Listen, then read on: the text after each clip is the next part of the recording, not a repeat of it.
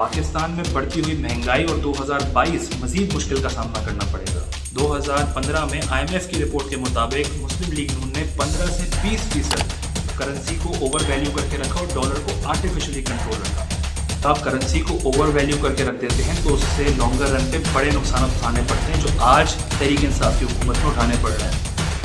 पाकिस्तान में आज के दौर में बढ़ती हुई महंगाई का बहुत बड़ा किरदार मुस्लिम लीग नून और नवाज शरीफ का रहा है।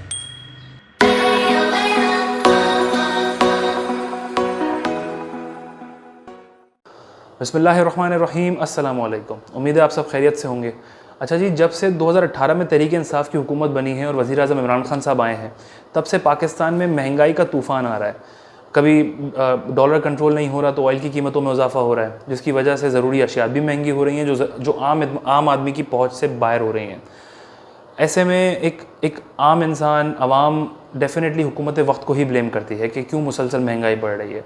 लेकिन क्या ये कहना दुरुस्त होगा कि ये सब कुछ सिर्फ तहरीक इंसाफ और इमरान खान साहब की कारकर्दगी के बायस हो रहा है? तो ये गलत है, क्योंकि कहीं ना कहीं पिछली हुकूमतों का बहुत बड़ा किरदार है जो आज मुश्किल वक्त पाकिस्तान को देखना पड़ रहा है। उसमें PMLN और नवाज़ शरीफ साहब का दौर बहुत इंपॉर्टेंट है, क्योंकि उन्होंने बेसिकली डॉलर को जिस तरह आर्टिफिशियली कंट्रोल रखा और रुपए को मुस्तहकम बनाया, यानी कि रुपए को ओवर वैल्यू करके रखा, जिसका खामियाजा पाकिस्तान को आज भुगतना पड़ रहा है। बेसिकली जब आप अपनी करेंसी को ओवर वैल्यू कर देते हैं तो उसके बहुत सारे प्रॉब्लम्स एक मुल्क को फेस करने होते हैं, पाकिस्तान को भी करने पड़े। वो क्या प्रॉब्लम्स हैं या किस तरह रुपए को इन्होंने मुस्तहकम बनाया, उसको हम इस वीडियो में थोड़ा सा समझते हैं। IMF की रिपोर्ट के मुताबिक पाकिस्तान ने 15 से 20% ओवर वैल्यूएशन अपनी करेंसी की करके रखी हुई थी 2015 से।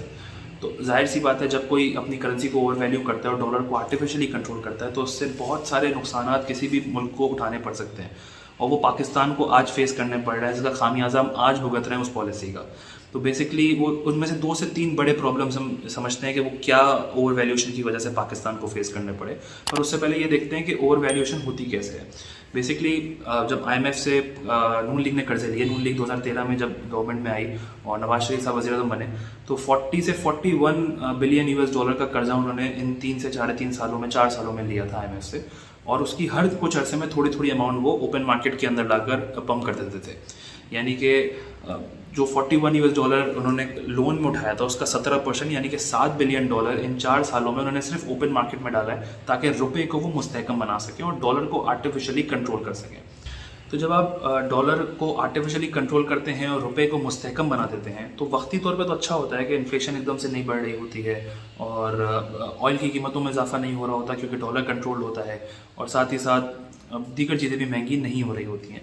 लेकिन लॉन्गर रन के अंदर ये बहुत बड़ा इम्पैक्ट क्रिएट कर देती हैं, जो इवेंचुअली पाकिस्तान को भी ये प्रॉब्लम फेस करनी पड़ी थी करेंसी ओवर वैल्यूएशन की वजह से। तो जो पाकिस्तान को प्रॉब्लम्स फेस करनी पड़ी उसमें था नंबर 1 कि पाकिस्तान का करंट अकाउंट डेफिसिट हुआ, यानी कि पाकिस्तान का करंट अकाउंट खसारे में चल रहा था, नुकसान में जा रहे थे।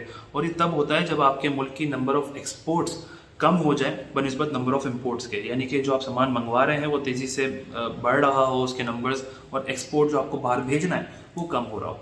दूसरा जो प्रॉब्लम है वो ये है कि हर इम्पोर्टेड चीज़ पाकिस्तान को सस्ती लगने लग गई थी, यानी कि जब रुपया मुस्तहकम पोजीशन पे था तो हर इम्पोर्टेड आइटम सस्ती लग रही थी और मुल्क की एक्सपोर्ट महंगी हो रही थी, क्योंकि जब डॉलर बढ़ रहा है और रुपये को आपने कंट्रोल करके रखा हुआ है तो ऐसे में जो बाहर ममालिक आपसे सामान इम्पोर्ट कर रहे हैं वो आपसे नहीं करेंगे, क्योंकि उनको महंगी लगने लग जाएगी अपनी करेंसी के हिसाब से। तो फिर वो दूसरी मार्केट ढूंढते हैं और वहाँ से इम्पोर्ट करते हैं बनिस्बत आपके, तो आपकी एक्सपोर्ट में भी कमी आ जाती है। वर्ल्ड बैंक का डेटा है, उसके मुताबिक 2013 में पाकिस्तान ने लगभग 25,000 मिलियन US डॉलर की एक्सपोर्ट की थी और 43,000 मिलियन US डॉलर की इंपोर्ट की थी।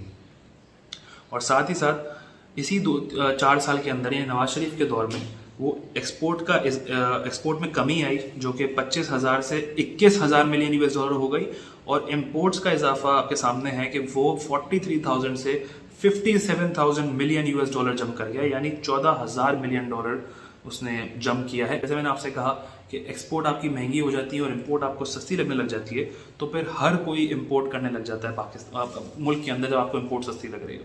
तो वही हुआ जिस हिसाब से नंबर ऑफ इंपोर्ट्स आपकी बढ़ गई। तीसरा जो बड़ा प्रॉब्लम पाकिस्तान ने फेस किया वो था फॉरेन इन्वेस्टमेंट से रिलेटेड।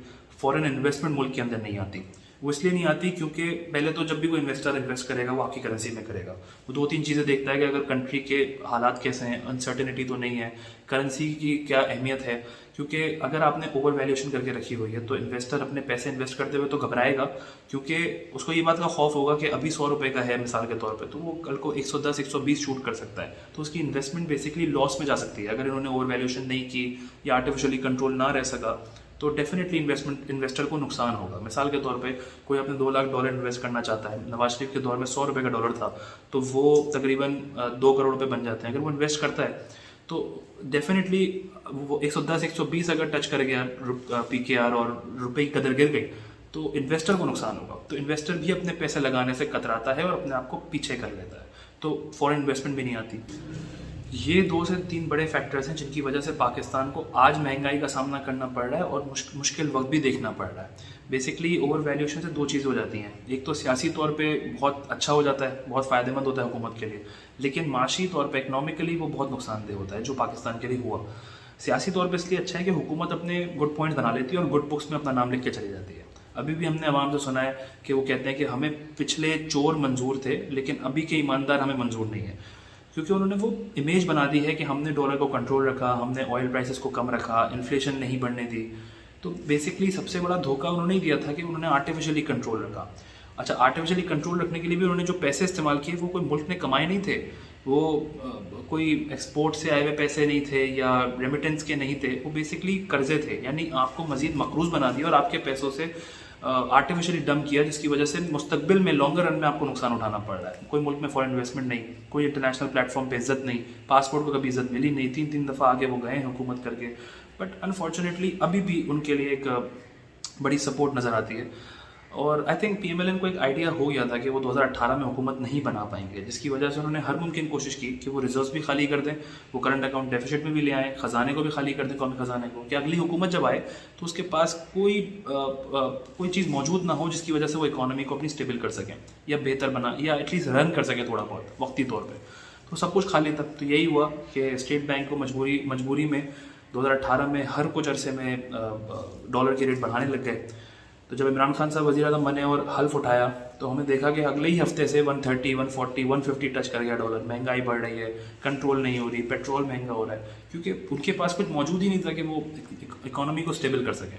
फिर वो IMF में ही जाना उनका इवेंचुअली लास्ट होप बची थी कि वो IMF में जाएँ और कर्जा लेकर मुल्क में वापस आएँ। तो आई थिंक इन चीज़ों को हमें आइडेंटिफाई करना ज़रूरी है। ये वो रीजंस हैं जिसकी वजह से हम लॉन्गर रन पे मुश्किल का सामना में करना पड़ता है। हम वक्ती तौर की खुशियों के लिए अपना मुस्तकबिल मुश्किल में डाल देते हैं। तो आई थिंक इन प्रॉब्लम्स को इन रूट कॉजेज़ को हम थोड़ा सा अगर स्टडी करें, समझें, तो हमें अंदाज़ा होगा और फिर हम बेहतर अंदाज में कंपैरिजन कर सकते हैं पिछली हुकूमत में और अब की हुकूमत में कि गोया वो सही थे या ये सही है।